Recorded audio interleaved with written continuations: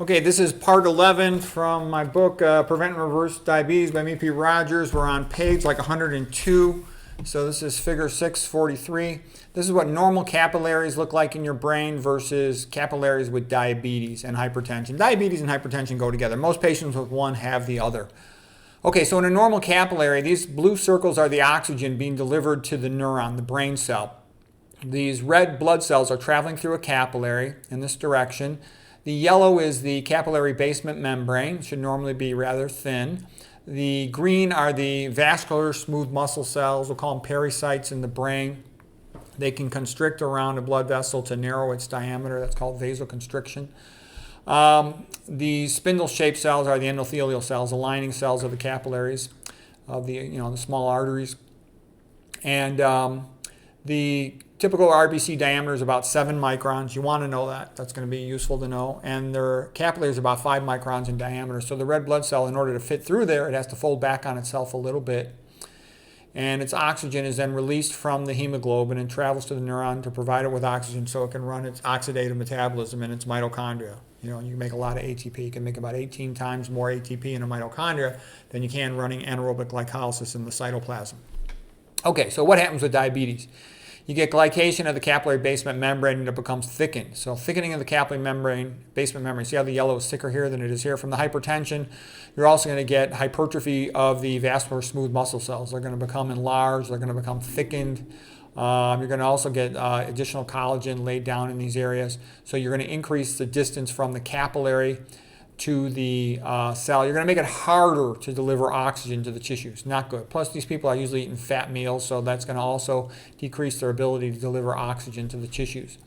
So the more you do that over time, it just accumulates, gradually keeps getting worse and worse if they keep eating the same diet. They're going to get less and less oxygen and glucose to their brain cells, and they're going to become stupider and stupider. Okay?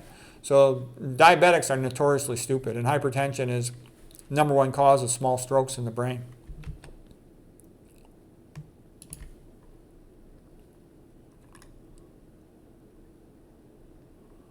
Okay, now here is a little bit about the brain and insulin.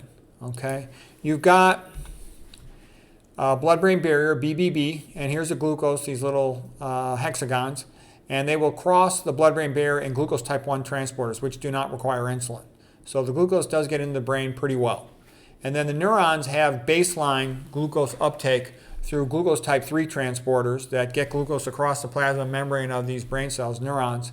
And those also do not require insulin. So there'll be baseline, some glucose always coming into the brain cells. However, when the neuron wants to ramp up activity, let's say you're walking down a path. What's the purpose of a brain? To walk down a path in a forest, a jungle, a prairie, and to survive. Okay, that's what you have a brain for.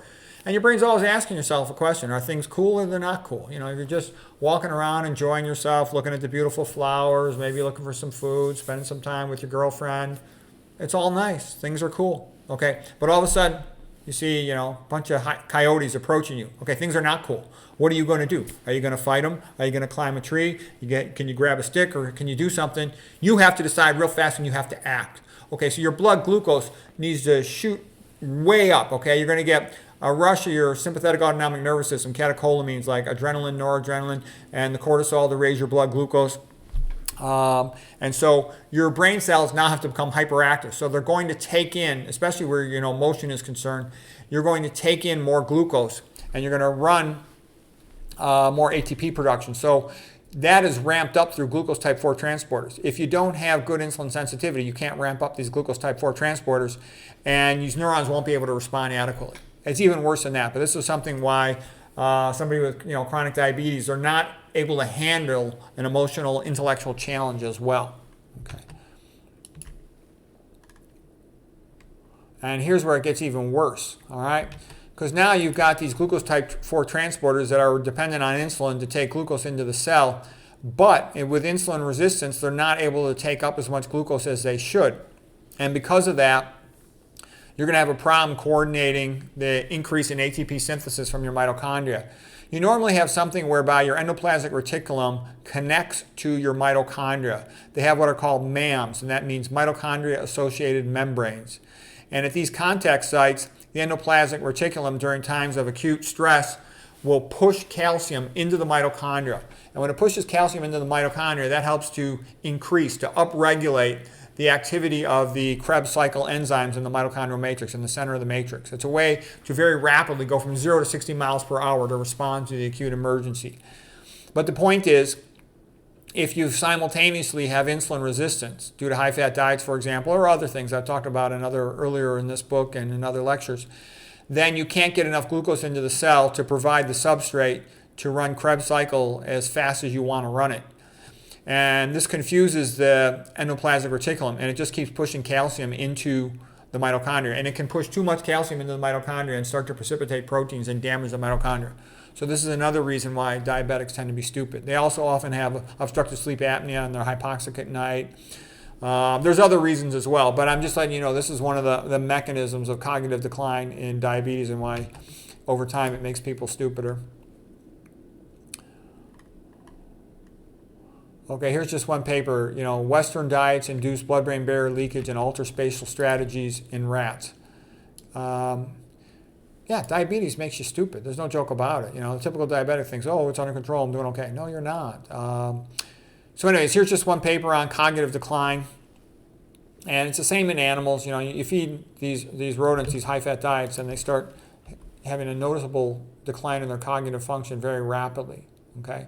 Also, the same dietary fiber that prevents abdominal pressure syndrome, like of Dennis Burkitt, it also is used, the butyrate, to maintain the blood-brain barrier. So you remember abdominal pressure syndrome, lack of fiber. Fiber brings water to your stool, makes it bulkier, so you're pooping out a cow patty instead of a goat pellet.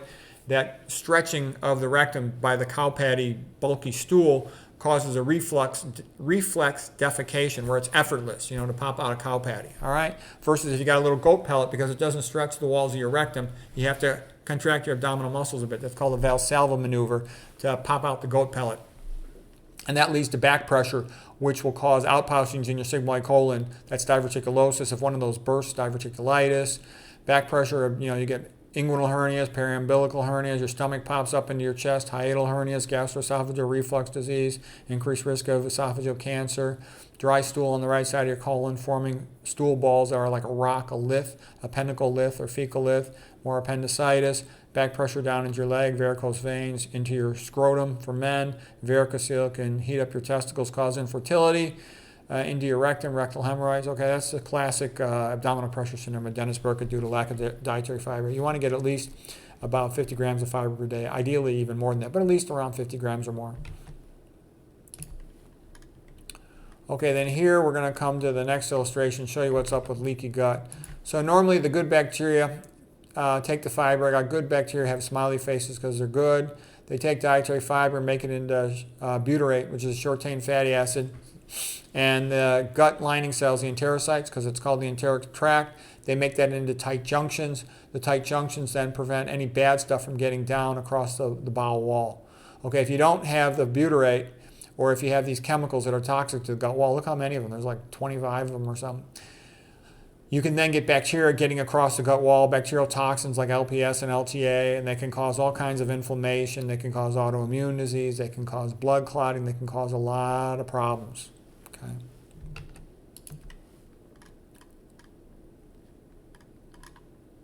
Okay, I think we'll leave it at there for today. I hope that was helpful to you.